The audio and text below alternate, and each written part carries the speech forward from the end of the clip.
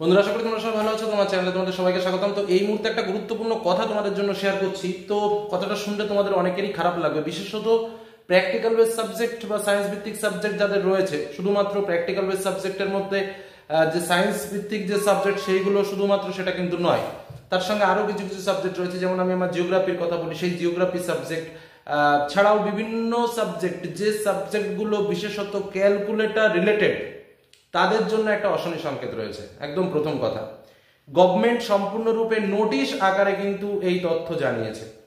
কি তথ্য সেটাও তোমাদের সামনে শেয়ার করব এবং সম্পূর্ণ নোটিশটাও তোমাদের সামনে শেয়ার করব। নোটিশে কি বলছে সেটাও বলবো। কি বলছে আগে একটু আমরা দেখে নিই নোটিশটা, তোমরাও দেখতে পাচ্ছ। তো নোটিশে পরিষ্কারভাবে বলছে, একদম পরিষ্কারভাবে নোটিশে যেটা বলছে, West Bengal Council of Higher Secondary Education, Vidyasagar Bhavan থেকে নোটিশটা এসেছে 29/8/2024। কি বলছে দেখো, নতুন সেমিস্টারের নতুন নিয়ম বলছে এটা কিন্তু।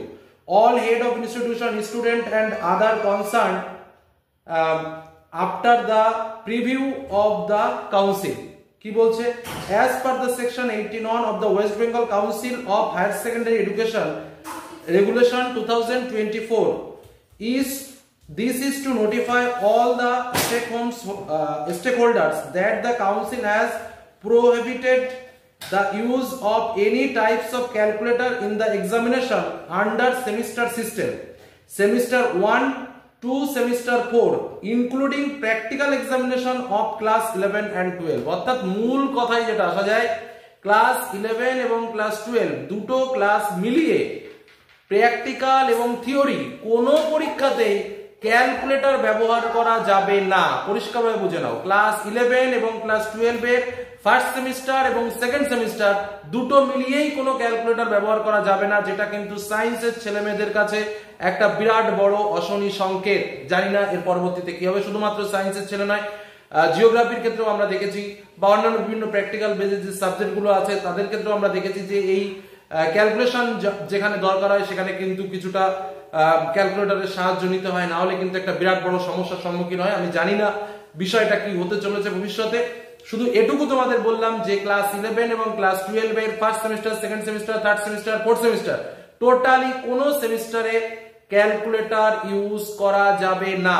একদম স্পষ্ট নির্দেশিকা দিয়েছে উচ্চ মাধ্যমিক কাউন্সিল। আরো কি বলছে, the student examining must not carry বা bring calculator into the examination, আনতেও পারবে না। গেল, তারপরে বলছে of the semester of class 11 and 12 both theory and practical, আচ্ছা, by any examining and mentioned above will be considered as a disobedience of the regulation and subjected to the disciplinary action against him. যদি এর অন্যথায় কোন রকম কিছু হয় বা কেউ যদি এই কথাগুলো না শোনে তাহলে তার পক্ষে ব্যবস্থাও নেওয়া হতে পারে, সেটা টিচার হোক বা হোক। যে মানে টিচারদেরও এই কাজটা করতে হবে, যে ক্যালকুলেটর নিয়ে আমরা যেরকম মন করে বললাম না তোরা ক্যালকুলেটর নিয়ে আসবি, সেটাও কিন্তু হবে না। গভর্নমেন্ট পুরো হাই রেস্ট্রিক্টলি অর্ডার কিন্তু এটা জারি করছে।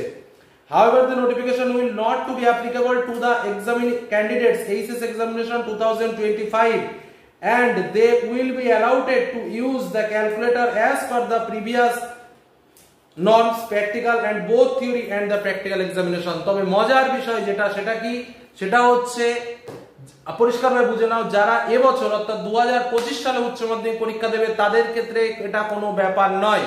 কিন্তু যারা first semester, second semester, third semester অর্থাৎ নতুন সেমিস্টার সিস্টেমে যারা পড়াশোনা করছো, সম্পূর্ণরূপে এটা তাদের জন্য হচ্ছে। অর্থাৎ নতুন পরীক্ষা পদ্ধতিতে সম্পূর্ণরূপে বদল হলো। প্র্যাকটিক্যাল এবং থিওরি কোনো পরীক্ষাতে ক্যালকুলেটর নিয়ে বসা যাবে না।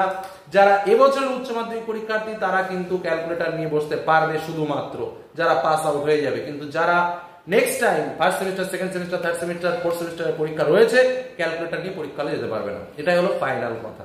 বোঝা গেল? কার কি মনে হচ্ছে এই বিষয় নিয়ে, যে স্যার ভালো হলো কি খারাপ হলো, সেটা কিন্তু তোমরা তোমাদের অবশ্যই কমেন্টে লিখো।